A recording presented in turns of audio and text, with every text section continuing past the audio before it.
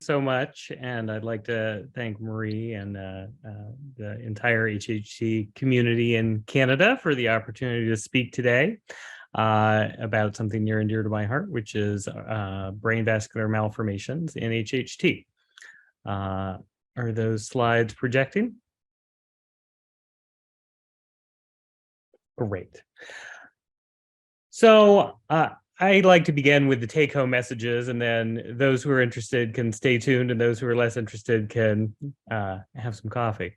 Really, the message is, if you have HHT, get screened for brain AVMs. And if you have a brain AVM, talk with an expert in HHT-related brain AVMs. So today we'll talk a little bit about the vascular malformations related to HHT in the brain, screening imaging, diagnostic imaging, risk stratification of the different kinds of vascular malformations, serial surveillance versus treatment of brain AVMs, some current questions that we have in the field, and then future directions. So as we've heard, HHT is a genetic condition in many populations around the world, about 1 in 5,000, and it can be due to a variety of different genes, which you've heard about. And I like to keep in mind that several of these genes, they create proteins that all bind together on the surface of the cell or inside the cell. And so that's why mutations in one of these genes can cause similar conditions, because these things are related to each other in the cell. And one of the main conditions that arises in HHT are arteriovenous malformations. And you've seen some pictures of this. This is the classic artery and vein connected by a tiny little bed of blood vessels called capillaries, which are very, very tiny. They're down to about 7 microns in size. So they're very, very small. And in HHT and certain other conditions, those connections can actually be bigger. And when you have bigger connections between arteries and veins, those are called arteriovenous malformations. And those connections can have weaknesses in their walls that can predispose them to bleeding. As you've also heard, sometimes blood clots can pass through them as well. And the larger these connections are between arteries and veins, if they're, quote, very large, and there's no uniform definition for that, we actually will then call it an arteriovenous fistula, which is a single large connection or a few large connections between an artery and vein. And that term will come up too in this lecture. So this is a very busy table, and I'm just going to highlight that we're focusing on the brain here. And there are lots of different vascular anomalies that can show up in folks with HHT in the brain. We'll be focusing mostly on the brain AVM, but there are several other vascular malformations that can show up in the brain, including things called capillary telangiectasias, capillary malformations, developmental venous anomalies, arteriovenous fistulas, and other secondary problems in the brain due to AVMs elsewhere. We heard that, blood clots can pass through a pulmonary AVM and end up causing strokes or lack of blood flow to part of the brain. So we use screening imaging, which is an MRI, to see if somebody with HHT may have a brain vascular malformation. And it's generally done on a 3 Tesla MRI magnet, and that's a typical kind of magnet that many hospitals have around the United States and Canada. And then if we suspect that there is an AVM, we will then do diagnostic imaging to get much finer detail on that AVM. And that's digital subtraction angiography or catheter angiography, which can see down to much smaller levels of detail than MRI can. And for example, here at one of our hospitals at Zuckerberg San Francisco General Hospital, we actually have an MRI right next to our angiographic biplane room. And you can sort of see them here. Here's that sort of tubular structure of an MRI scanner. And here's the more operating room look to an X-ray angio suite. And here, for example, is the X-ray angio suite at our children's hospital. And so we use different kinds of imaging to get different kinds of information about brain AVMs. Here are some pictures of brain AVMs. This is an MRI, and you can see the red arrow points to a dilated vein coming out of a cluster of vessels, and that's an AVM in the frontal lobe of this teenager with multiple AVMs in HHT. And on the other side, she actually has a really little AVM highlighted by the yellow arrow. So that's what those look like on MRI and MR angiography, which is a way that the MRI sort of emphasizes the blood vessels. But here's what those same lesions look like on a catheter angiogram or DSA. So again, sort of purple arrow, or rather blue arrow, that's what this AVM in the occipital lobe looks like. This is what that AVM in the frontal lobe looks like with the red arrow. And this is what this little tiny micro AVM back in the temporal lobe looks like on angiography as well. Here are some other things that MRI can see relative to catheter angiography. MRI can see if there's been microscopic bleeding into brain AVMs. And so this black dot on this particular kind of MRI tells us that there's been some microscopic bleeding in that AVM. And that's important to know because if a brain AVM has had microscopic bleeding, it's at higher risk for future larger bleeding. Additionally, we can see again that on MRI, we can get some sense that there are abnormal blood vessels there. We get much finer detail from the catheter angiogram, and that helps us determine what the risk of the particular AVM is to the patient in terms of future potential for bleeding. We also like to think about the phases of the condition of HHT throughout someone's life. And you'll note that the arrow regarding screening or potential treatment for brain AVMs spans the entire life. Because unfortunately, sometimes the first presentation of HHT can be a brain hemorrhage in an infant from an undiagnosed brain AVM. And so that's why we really want folks to get genetic testing right away when they have a child to know if that child is at risk for HHT so that we can then go on to determine if that child has a brain vascular malformation.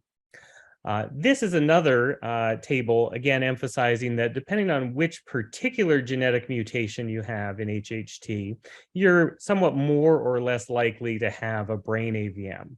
And on average, it's about 10% of folks with HHT have a brain AVM, but it's more in ENG and it's less in ACVRL, for example. And so based on, those sorts of statistics, that's how we determine our recommendations for screening and rescreening individuals. And Marie has led the major international guidelines efforts both in 2011 and 2020. And that's what a lot of the screening is based on, doing an MRI in childhood and an MRI in adulthood. We at UCSF, because we've seen evidence, and I'll show you some of that brain AVMs can arise de novo during childhood, we'll actually rescreen patients about every 5 years between birth and 25 years of age to see if AVMs are forming. And then if we see brain AVMs and we choose not to treat them, typically what we'll do is use intermittent non-contrast MRI to see if they're developing microhemorrhage within them, because that may influence our recommendation to patients as to whether to consider treatment or not. So as we mentioned, there are different kinds of brain vascular malformations in HHT, and actually maybe even up to a quarter of patients with HHT have some sort of brain vascular malformation, but only about half of these are AVMs. And the AVMs are the ones that we really think are the ones that have the potential to rupture. And so if you read the literature, the risk of a brain AVM rupturing in someone with HHT may be on the order of 0.3 to 0.5% per year per patient, or 0.4% to 0.6% per year per lesion, because in HHT, folks can sometimes have more than one brain AVM. Now, these are all very small numbers, and they're very uncertain. And so often we'll use 1% as a simpler number for math and calculation purposes, but just know that there is some uncertainty about these small numbers. One thing, looking at the larger literature about all brain AVMs, not only those that happen in HHT, but also those that happen sporadically and in other genetic conditions, is that children are actually more likely to present with brain hemorrhages than adults. And we don't really know why that is. Don't be reassured that an AVM is small, because there is some evidence that smaller AVMs actually may bleed at a slightly higher rate than larger AVMs in the brain. Here's a patient of mine who has HHT, and this was her first brain MRI when she was 15 months old, and later she was diagnosed with HHT, but she had gotten this scan because she had a seizure. And what was interesting is this big cavity in her temporal lobe indicates that she'd already had a fairly large brain hemorrhage before she was 15 months old. And so that indicates that, these lesions can bleed early in some patients' lives. What this MRI also shows is she has other vascular malformations. And on the MRI, we get a sense of some enlarged blood vessels around the brain stem here. So when we see these on MRIs, we then go to catheter angiography to get the detail. And what we can see here is she actually has several different arteriovenous fistulas, which have relatively large connections between arteries and veins here. And she also has some smaller AVMs, which have small reticular networks of vessels connecting arteries to veins.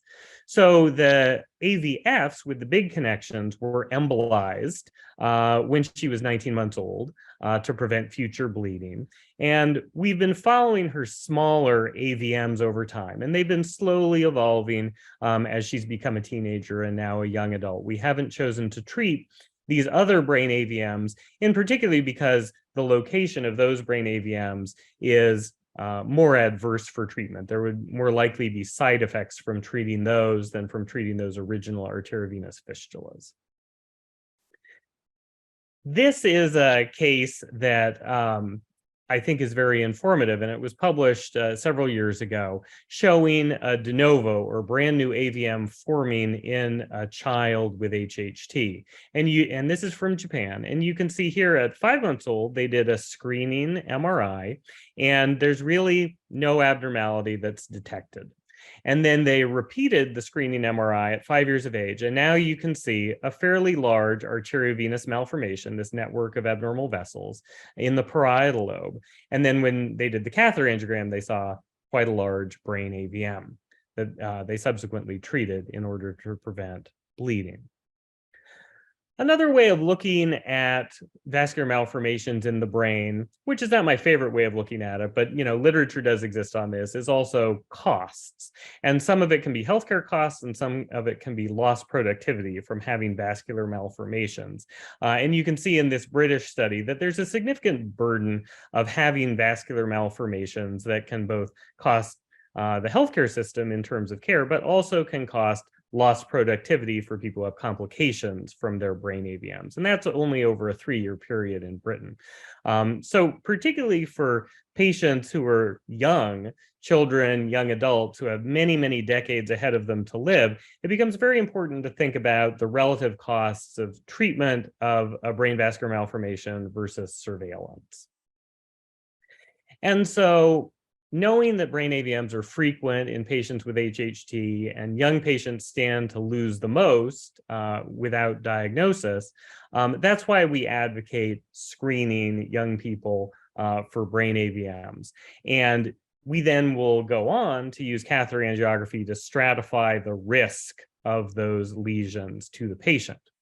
So here's an example of one of our patients. She's 22, and her sister actually had a ruptured brain AVM that was resected. And so here on her screening MRI, we can see an AVM in the basal ganglia and another one way up near the top of her head.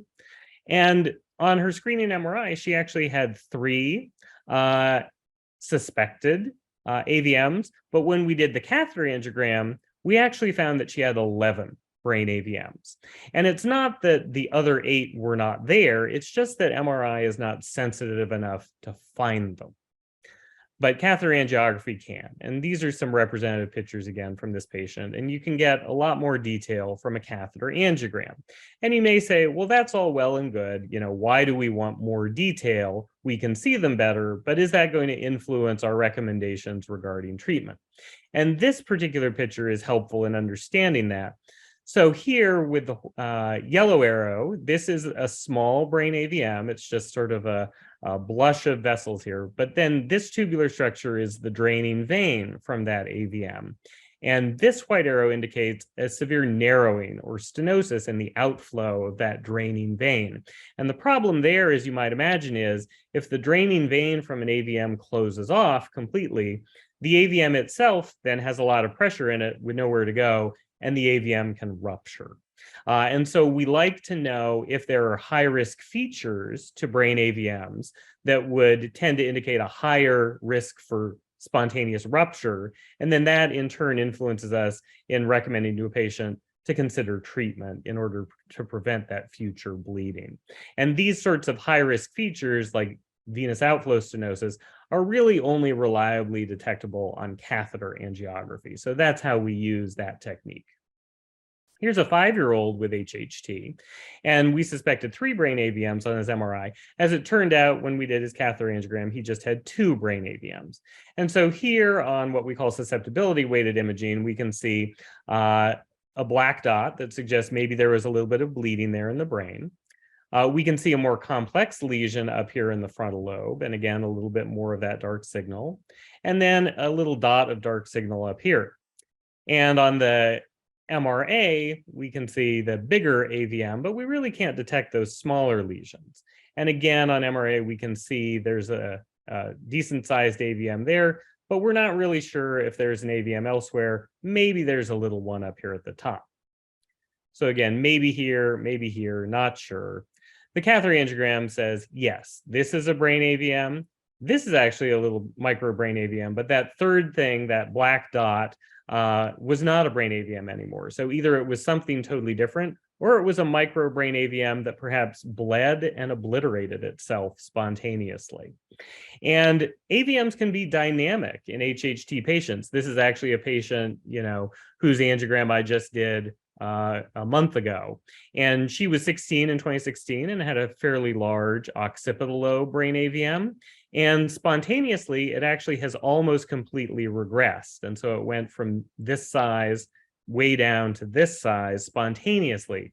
Now she does have some bad headaches, and she does have some iron deposition in the brain right there that may indicate that there was microhemorrhage that occurred as this thing was shrinking down. And I think the fortunate thing for her is that she didn't have a larger hemorrhage. She has other brain AVMs, and so we're now actively discussing with her whether we should continue to monitor or offer to treat some of her other brain AVMs to prevent significant bleeding. So brain AVMs, it's obviously a very nuanced discussion for every patient as to whether or not to treat a brain AVM. Also because depending on the location in the brain, treatment can be relatively easy with low likelihood of complications or side effects to extraordinarily difficult and almost certain to cause severe side effects. And so that's why it's really important to discuss brain AVMs with folks who are very experienced in their treatment and ideally are experienced in the treatment of HHT-related brain AVMs. If you have a brain AVM that has ruptured, it is pretty non-controversial that it should be treated to prevent re-rupture, because the annual rate of re-rupture, if you've already ruptured, is probably on the order of 4 to 6%. And the microhemorrhages probably raise you somewhat closer to this, but not all the way up to this rate. Whereas if you've never had a rupture from your AVM, the annual rupture rate is much lower. It's probably 1 to 2%. And in HHT, it may even be lower than that, somewhat less than 1%. That's somewhat offset if you have multiple brain AVMs. And so each has its own risk of potentially bleeding. So I'll talk very briefly about the sort of 3 modalities that are typically used for treatment of brain AVMs. There's surgery, and we have a way of sort of ranking the risk of surgery based on bigger AVMs are harder to resect. They're harder to get out without a complication if the veins drain deep into the brain as opposed to the surface of the brain. And obviously, if the AVM is in an eloquent or important part of the brain, that if you remove that part of the brain, the person will lose that function, like speech or movement on one side, for example. And so these higher grade AVMs that are big or in bad locations, they're often unresectable. Embolization, which is what I do in addition to angiography, we can use preoperatively to reduce the number of connections in an AVM to make surgery easier and safer. Or sometimes we can eliminate high-risk bleeding site like little aneurysms or swelling of arteries or nidus vessels that may bleed. Occasionally, we can cure brain AVMs through the blood vessels, but that's much less likely in the brain than, say, for pulmonary AVMs, as you've seen earlier this morning. And then finally, sometimes in uncurable AVMs, we will target certain blood vessels along the surface of the brain in people with intractable headaches in order to reduce the blood flow just through those blood vessels and reduce their headaches, for example. And then finally, radiosurgery is a well-established way of treating brain AVMs as well. And here, we will do an angiogram and an MRI to get really good data so that the radiation therapists can target the brain AVM and irradiate just that tiny little area of the brain. The plus of it is it's non-invasive. There's no cutting into the brain to do this. The minus of it is it takes about 2 or 3 years for that radiation to turn the AVM from blood vessels into scar tissue that can't bleed. And during those 2 to 3 years, there's still that risk for bleeding. So there have been major medical studies on treating brain AVMs. And again, probably most of these are not HHT-related brain AVMs, and we have to take that data with a little bit of a grain of salt. But the major study was called Aruba, a randomized treatment of brain AVMs. And as you'll see, people had more complications when they were treated. And that's not surprising because you have to take some risk in treating a brain AVM up front with surgery or embolization or radiosurgery. But the real question is do these curves eventually treat? So medical management just basically means watching a brain AVM with never treating it, whereas interventional therapy means surgery, embolization, radiosurgery, or some combination thereof. And you'll see, oh yeah, right away, you've incurred all that risk and you've had your complications in the first 3 years after an active treatment versus this slow, progressive natural history risk of brain AVMs rupturing at 1% per year, for example. So the question is, do these curves ever cross? And that is the fundamental question that you have to answer to justify treatment of brain AVMs. Of unruptured brain AVMs. Again, for previously ruptured brain AVMs, it is a very clear, yes, you should treat them if you can to prevent re-rupture, but these are for unruptured brain AVMs. And so what's really important is that this study, didn't enroll all patients. Many physicians chose not to enroll patients who had brain AVMs that were easily treatable, those lower grade ones where they said, you know what, the morbidity of treating your brain AVM is so low, I'm not going to risk putting you in this randomized trial where you may not get treatment. And then the other thing, which I think is really important, is do those curves eventually cross? And I can say definitively yes, as of 2023. Helen Kim, who's one of our research colleagues at UCSF, leads a big international consortium of more than 20 AVM centers. And next week at the International Stroke Conference, they will reveal the data from this MARS consortium that says when those lines cross. I can't tell you the data in detail, but it's less than 20 years. So in essence, if you have more than a 20-year life expectancy, it's very reasonable to consider having your brain AVM treated to prevent future hemorrhage. And so that's why I like to make the joke, Aruba, which, was that acronym for that brain AVM study, is not Curacao. And of course, Curacao is where the HHT diagnostic criteria were first codified. And even though they're 2 adjacent islands in the Caribbean, they are not the same.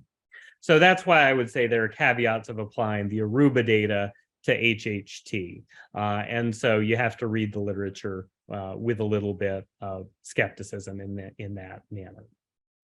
So what are the current questions in HHT? And then we'll wrap this up. There are still questions about the optimal strategy for screening, rescreening, and follow-up, both of brain AVMs and some of these non-AVM lesions that I really didn't talk about, but probably that don't have a risk for bleeding in the future. What's the best treatment strategy? It's really highly individualized. Do HHT-related brain AVMs have similar natural history as sporadic brain AVMs? It's hard to know because we're still working with small numbers. And so that's why it's really important to participate in research so that we can get at those answers. And then the last one I'd like to highlight for this group is, is family history of brain AVM rupture in HHT a risk factor for your personal brain AVM rupturing? And we'd really like to get at that because unlike most brain AVMs where they don't run in families, because brain AVMs do run in families with HHT, we'd really like to know, if your mother or sibling or someone else in your family ruptured their brain AVM, does that mean your brain AVM is more likely to rupture or not? So where do we go from here? Better imaging and biomarkers to differentiate those AVMs and AV fistulas that are likely to bleed from those that are not likely to bleed. Better imaging to plan treatment of these lesions, and then genetic and medical therapies, hopefully to regress, prevent, or cure AVMs and AVFs. And so here's a picture from a study we recently received funding for at UCSF and are starting to enroll patients in, is developing really high resolution imaging, MRI imaging for brain AVMs and AVMs in other parts of the body. And here again on the catheter angiogram, you can see a lot of fine detail of the blood vessels within the AVM. You can see if there are microaneurysms or other high-risk features. This is a sort of standard 3 Tesla MRI, and the blood vessels, it's kind of blobby because the spatial resolution is really down to only 1 millimeter or so versus about 200 microns here on catheter angiography. Here at 7 Tesla MRI, which is a stronger magnetic field, we can start to see that reticular pattern within the AVM nidus. And so we're hopeful that eventually MRI, which is non-invasive, may be able to replace some of the catheter angiography that we're doing for risk stratification. And these are some pictures actually from that study. And interestingly, we use ferumoxytol as the contrast agent for these studies. And ferumoxytol is also a treatment that is commonly used for folks with anemia. So you get the secondary benefit of actually getting a dose of iron during this MRI as well.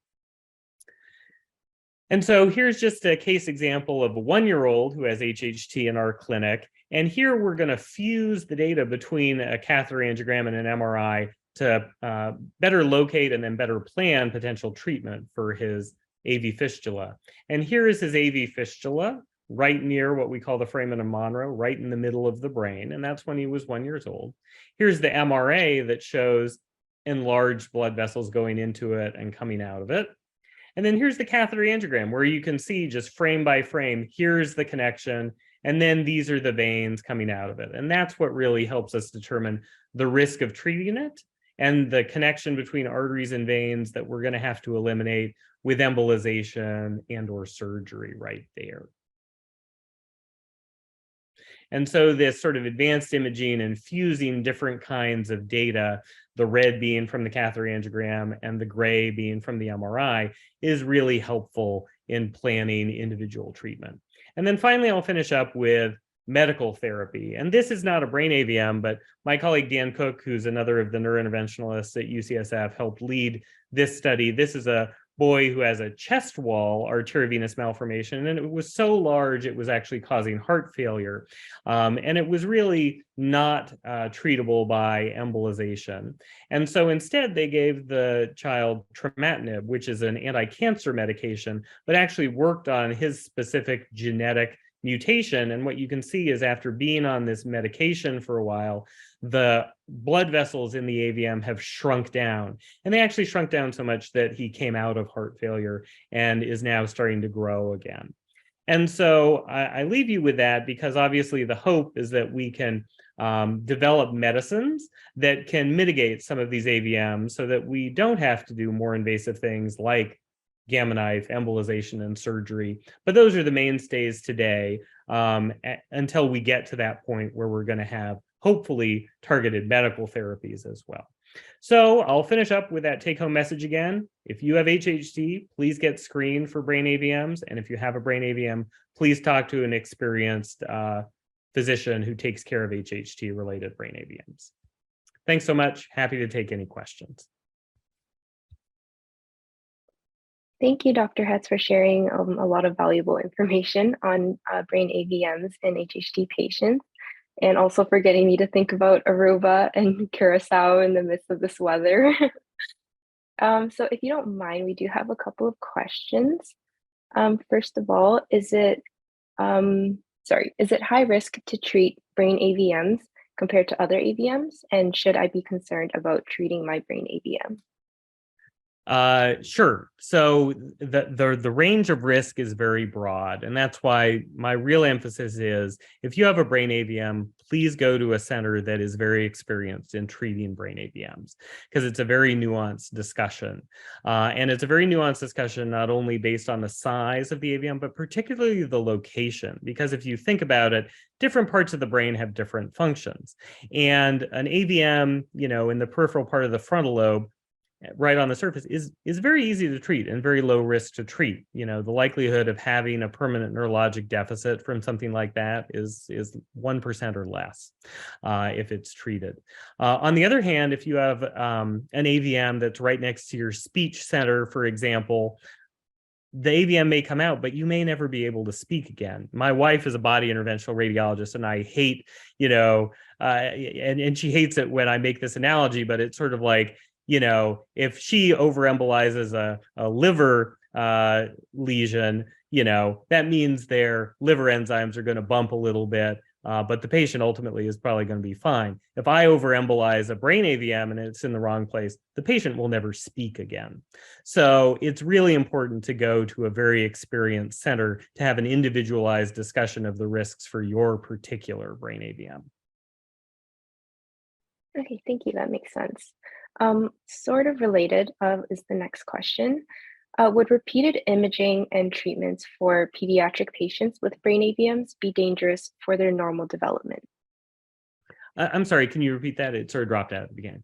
Oh, sorry, no worries. So would repeated imaging and treatment for pediatric patients with brain AVMs, would that be dangerous for their normal development? It's a great question. So rescreening children is extremely safe. I think that in some places, folks have a reticence to do MRIs on children, particularly if they need sedation or anesthesia for those. And so I would say, again, it's very important to have your child seen at a center that's experienced in pediatrics and ideally pediatric HHT or pediatric AVMs. Our anesthesiologists at UCSF, we're very fortunate to see a lot of children, and anesthesia is extraordinarily safe. For particularly young babies, what's also nice is you can often breastfeed the child or bottle feed the child, and they sort of pass out, and then they just lie there in the scanner, and you don't actually need any anesthesia at all. So sometimes the easiest children to scan are in that first year of life, when you can sort of feed them and they sort of fall asleep in the scanner. And then it becomes a little bit more challenging in those, sort of 5 to 10 year range where you're probably going to need some anesthetic to help. But then when kids are older, it's actually much easier again. Also, I would say that the contrast is safe, and that the anesthetics themselves are safe. And so we don't have any real concerns about the re-screening or re-imaging of them. Now, for treatment, that's obviously, again, a very individualized discussion, and it's different for every child. I have many children who we follow their AVMs and don't treat them because of the risks, and we have other children who we treat because we think that the risk of the AVM is much higher than the risk of not treating the AVM. Okay, thank you. So the next question, how are HHT AVMs different from non-HHT AVMs? It's a great question. And so in many ways, they're similar, and a lot of them can look identical. on catheter angiography and on MRI. The main way that they're different is that there are more of them. And so folks with HHT often have multiple AVMs. And so it's a more nuanced discussion of following them and whether you should treat multiple of them or just follow them. And then there's that question that I brought up during the lecture is, particularly for the smaller ones that don't have high risk features, do they bleed at the same rate as sporadic brain AVMs? We don't know. If you just grossly look at cases like that young woman I showed who had 11 brain AVMs, and if you really said like, okay, the annual risk is like that 1% sporadic rate of bleeding, so she's at 11% per year, she hasn't had any bleeding from any of her AVMs, and she's in her late 20s now. And so it seems that at least some of the HHT-related AVMs may be of less risk than sporadic AVMs. We simply don't know, though. Thank you. So the next question is, are brain AVMs specific to any particular parts of the brain, and would this affect symptomology or affect specific cognitive function? Yeah, that's a great question. And so in terms of are they located in particular places, brain AVMs can actually appear anywhere in the brain. And so we can see them anywhere. In terms of their symptoms, it entirely depends on where they are. So just like real estate, it's all about location, location, location. So if you have a brain AVM in your frontal lobe, it may cause no symptoms unless it bleeds. When you can have a terrible headache, or worst case, if it bleeds a lot, you can pass away from that. On the other hand, you can have a small AVM deep in the brain, and it can say be next to the part of the brain stem that controls your eye movements, and you can have double vision, or it can be next to the part of the brainstem that controls your ability to be conscious or to breathe. And those symptoms obviously can be devastating if there's a bleeding in that area. So yeah, again, that's why I just want to emphasize the brain is not a monolith, and different parts of the brain are very different in terms of their function and in terms of the risk, both of having an AVM in them and then also the risk of treating that AVM. Okay, thank you. And along the lines of symptomology, are headaches and migraines good indicators for brain AVMs? Great question. So many, many people have headaches. It's extraordinarily rare that any of the headaches are related to bleeding in the brain, even in people with AVMs. And so what I tell people with brain AVMs and brain aneurysms, the kind of headache that you get if you have bleeding in the brain is very characteristic. It is instantaneously 10 out of 10, the worst headache of your life, and it doesn't go away. Some people also describe it as a thunderclap headache because it is just instantaneous in onset and very terrible. If you get a headache like that, you should go to the emergency room right away and get a scan to see if you have bleeding in the brain. On the other hand, headaches that are sort of slow in onset and creep up on you, that are preceded by an aura, things like this, much more commonly have no relationship to the blood vessels in the brain and can be managed in conservative ways. So yeah, I see patients with headaches every day in my practice, but realize that most headaches, even in people with brain vascular malformations, are not related to that brain vascular malformation. Okay, thank you. Next, would fistulas have an increased risk of rupturing or becoming symptomatic since they are larger? Yeah, great question. We think so. And there is some medical literature data that suggests if you have an AV fistula with these sort of big connections, the bleeding rate may be more on the order of 3 to 10% per year. Again, there's a range because these are small numbers of patients, but we think that AV fistulas tend to be riskier. And so because they are more likely to cause bleeding, we're more amenable usually to treating them to prevent that future bleeding. But again, it depends on where they're located and what else is going on with the patient in terms of the risk of treating them versus the natural history risk. But in general, yes, AV fistulas are riskier than nidus type smaller vessel AVMs. Thank you. Next, does embolization cure brain AVMs, and is it possible for the coils to move out of place? Great question. It's very controversial whether embolization can cure brain AVMs. I can tell you that in selected cases, yes, it can. But the real asterisk on that is, for how long and is it permanent? Because what we've even found in the last decade from brain AVMs that have been resected, and resection should be the gold standard because literally a surgeon has the head open, they're looking at the AVM under the microscope, they can make sure they've cut all of it out under the microscope. There's still a small recurrence rate even 10 years after brain AVM resection. And so, in the last 10 years, particularly in Europe, there are some groups that intentionally are trying to cure even larger brain AVMs with embolization. And they've shown really promising pictures that show like, oh, we can't see the brain AVM anymore. But what they need is they need that 10-year, 15-year, even 20-year follow-up to make sure it doesn't recur many years later from microscopic little pieces of AVM that they can't see but can regrow. And the unfortunate thing about brain AVMs is if you treat 99% of it and you still have 1% of the AVM left, you still have the same risk of bleeding. You have to eliminate 100% of it to eliminate the risk of bleeding. So that's why we feel like it's very important to be sure that you truly have cure. And if you're going to take an embolization approach, you have to have really close follow-up to make sure it's not growing back. So we'll just take one more question. Should I avoid sports if I have a treated or untreated brain AVM? Great question. So we address this a lot, particularly in our pediatric clinic. So for the most part, you can play sports. The thing that we tend to counsel folks against is sports or other activities where you are highly likely to have a direct traumatic blow to your head. And so American/Canadian football, not advisable.